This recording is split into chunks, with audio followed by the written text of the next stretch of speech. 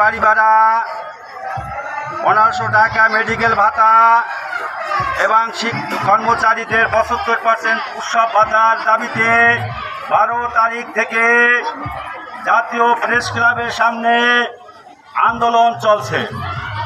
একদল পেটোয়া পুলিশ বাহিনী দ্বারা শিক্ষকদের শান্তিপূর্ণ সমাবেশে তারা অতর্কিত হামলা করে এবং অনেক শিক্ষককে তারা রক্তাক্ত করেছে। আমরা এর তীব্র প্রতিবাদ ও ধিক্কার জানাই। বাংলাদেশ শিক্ষক সমিতি বিটিএ আজিজি সাহেবের আন্দোলনে একাত্মতা পোষণ করে আমরাও কর্মবিরতি, আমাদের সকল প্রতিষ্ঠানে কর্মবিরতি চলছে।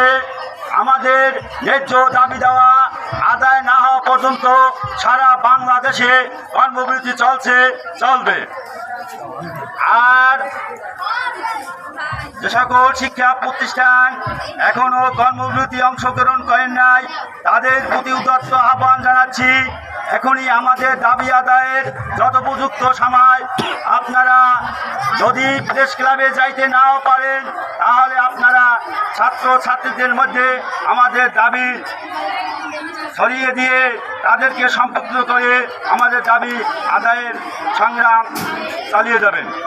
আমাদের দাবি আদায় না হওয়া পর্যন্ত অবিরাম ধর্মঘট কর্মবিরতি চলবে। এ বলে আমি আমার বক্তব্য শেষ করছি। আল্লাহ হাফেজ। আসসালামু আলাইকুম। বাংলাদেশ